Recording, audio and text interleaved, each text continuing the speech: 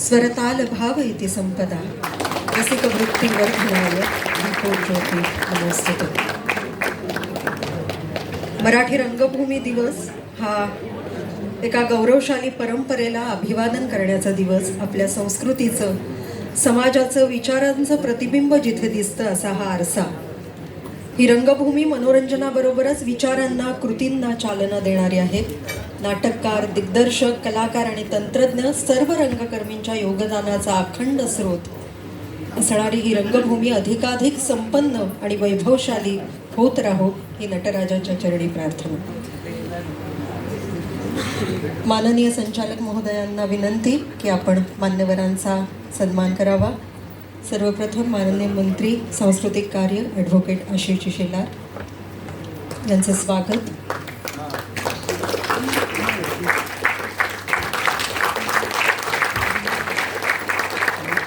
पद्मश्री नैनाताई आपटे,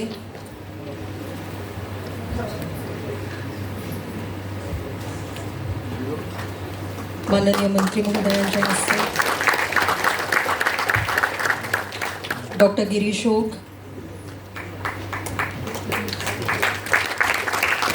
राजन तांबणे,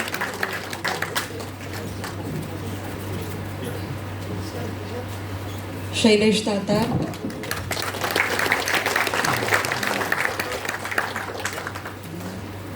आणि विजयजी गोखले.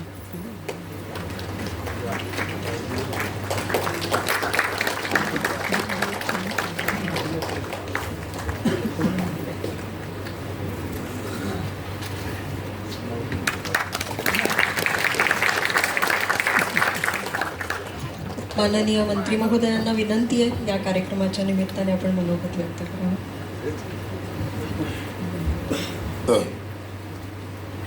सांस्कृतिक कार्य विभागाच्या वतीने आयोजित केलेल्या जय नटेशा या कार्यक्रमाला उपस्थित असलेल्या पद्मश्री नैनाताई आपटे, डॉक्टर गिरीश ओक, श्री राजन तामाणे, श्री शैलेश दातारजी, विजय गोखलेजी आणि उपस्थित सर्व बंधू भगिनी, मला याची पूर्ण कल्पना आहे की नाट्य प्रवेश इतका सुंदर चालू होता, त्यानंतर मध्येच एखाद्या सिरियलमध्ये ॲडव्हर्टाइजमेंट यावी तसा मी आलेलो आहे.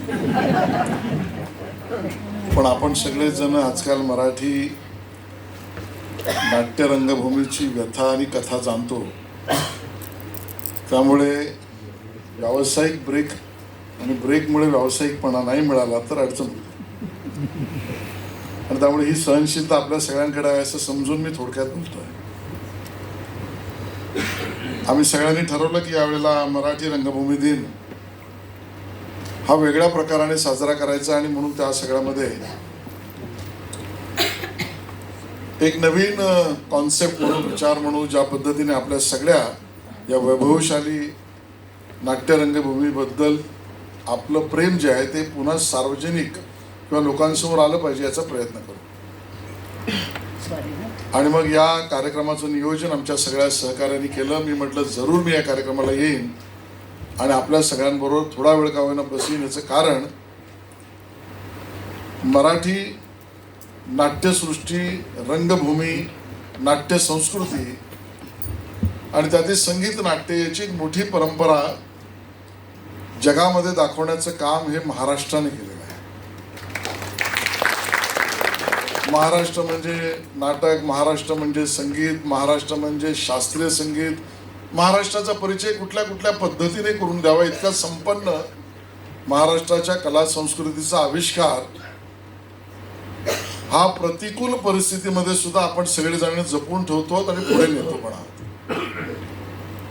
1800च्या दशकामध्ये जेव्हा किंवा नळ दमयंती आणि नंतर शाकुंतल या सगळ्या संगीत नाट्यांचा प्रवास हा 1800 पासून सुरू झाला आणि मग बालगंधर्व खाडीलकरांपासून तो पुढपर्यंत आपण त्याला याच आपल्या रंगभूमीवरना जिवंत ठेवण्याचं महान कार्य त्या सगळ्या मंडळींनी केलं.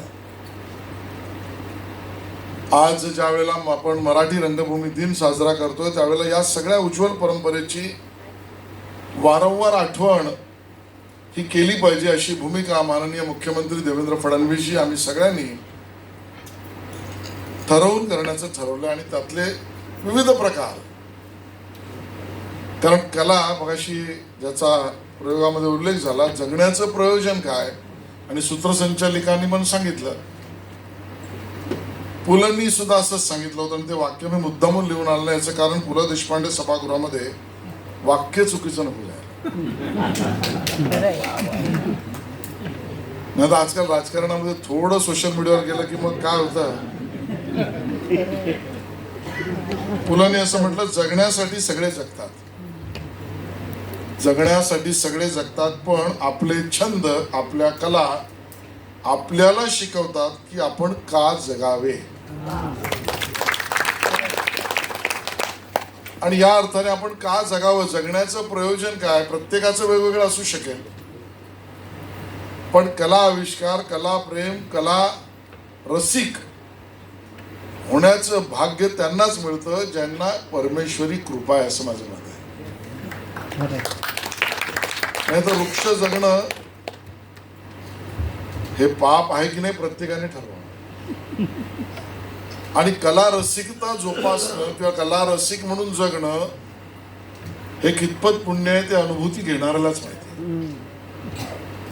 माणूस एकटा कधीच नाही राहू शकत. माणसाचा विचार एकांगी कधीच होऊ शकत नाही. मनुष्य जीवनामध्ये एकवटून चाललं पाहिजे हा भाव सहज निर्माण होतो. या सगळ्या मनाच्या आणि मानवी कळपाच्या जगण्याच्या वृत्तीला खत पाणी, बीजारोपण ही कला आणि कलात्मक दृष्टिकोनातूनच मिळते असं मानणाऱ्यांपैकी आम्ही आहोत. आणि त्या अर्थाने सांस्कृतिक कार्यमंत्री झाल्यापासून याच गोष्टीचा विचार करून आम्ही सातत्याने प्रयत्न करतो आहोत. आणि महाराष्ट्राची नाट्यरंगभूमी किंवा रंगभूमी याचा इतिहास समर्पणाचा आहे. सांस्कृतिक वारसा जसा आहे तसा समर्पणाचा आहे. तो खूप मोठा आहे.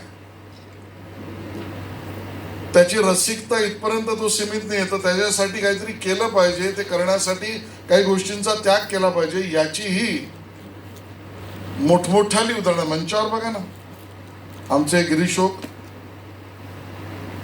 डॉक्टर आहेत, पण भावना जी या रंगभूमीशी, या नाट्य संस्कृतीशी जोडली गेली आहे, तर आपण यासाठी समर्पण दिलं पाहिजे. यासाठी जिवंत उदाहरण जगणारे डॉक्टर गिरीशोक आपल्यासमोर आहेत.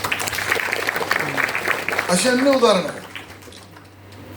आणि म्हणून या नाट्यरंगभूमीची पावित्रता जी टिकून राहिली, त्यामध्ये दिलेल्या योगदान त्यागामध्ये असे अमूल्य वाटणारे आपले कलाकार, दिग्दर्शक, नाट्यसंहिता आणि अगदी तंत्रज्ञ सुद्धा आहेत.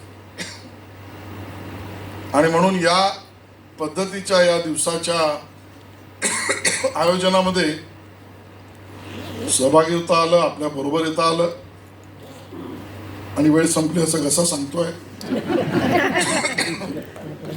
आणि म्हणून सगळ्यांना शुभेच्छा देतो.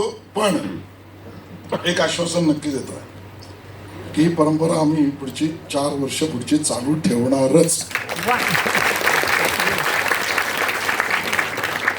त्याची व्याप्ती वाढवणार, त्यामध्ये सहभागिता पण वाढवणार. त्यांच्या मर्यादा महाराष्ट्रापर्यंत नाही, देशभरापर्यंत नेणार. आणि यावर्षी तर संत ज्ञानेश्वरांचं 750व जन्मजयंती वर्ष आहे. म्हणून अगदी गोखलेजी अमेरिकेतल्या स्टॅनफोर्ड युनिव्हर्सिटीमध्ये सुद्धा ज्ञानेश्वरी आणि ज्ञानेश्वरांवरचे कार्यक्रम करणार. तुमचा आशीर्वाद हीच आमची ताकद आहे.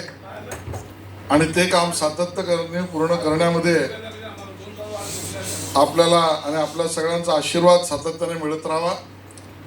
कुठले कोपऱ्यातून कला रसिकांचा आवाज आला तरी तो आम्ही ऐकतो, तो आमच्यापर्यंत पोहोचेल याची चिंता नसावी. आणि त्यामध्ये आपण सगळ्यांनी सहभागी व्हावं एवढीच विनंती करतो. जय हिंद, जय महाराष्ट्र.